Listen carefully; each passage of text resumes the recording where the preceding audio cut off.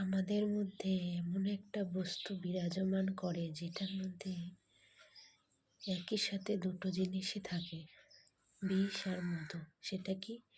মুখ। আমাদের মুখের মধ্যে আমরা মুখের বাক্যের দ্বারা মধুর সুন্দর কথা বলেও বলতে পারি, আবার এই মুখের বাক্য দিয়ে এমনই বিষ যে ছড়ায় যেটা একটা মানুষকে আঘাত দেয়।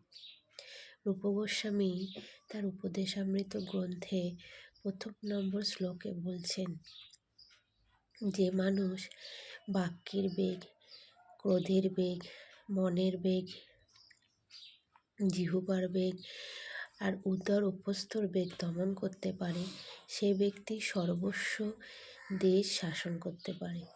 তাহলে আমরা প্রত্যেকটা মানুষই কেউ পারফেক্ট নই। ভগবান আমাদের মধ্যে কমতি আছে বলেই এই জড়জগতে পাঠিয়েছে। যদি আমাদের মধ্যে সব কিছু পারফেক্ট থাকতো তাহলে সে আমাদের এখানে পাঠাতোই না। কিন্তু আমরা প্রত্যেকটা মানুষই নিজের মতো করে সবাইকে যখন ভাবি আর তার সঙ্গে এমন কটু বাক্য কথা বলি, তখন কি আমরা একবারও ভাবি যে সেই মানুষটার মনে কতটা কষ্ট লেগেছে? আর যে কোনো জিনিসেরই ক্রিয়ার প্রতিক্রিয়া আছে। আমি যেরকম ব্যবহার করব একটা মানুষের থেকে, সেরকমভাবেই সেই ব্যবহারটাও আমি একটা সময় পাব।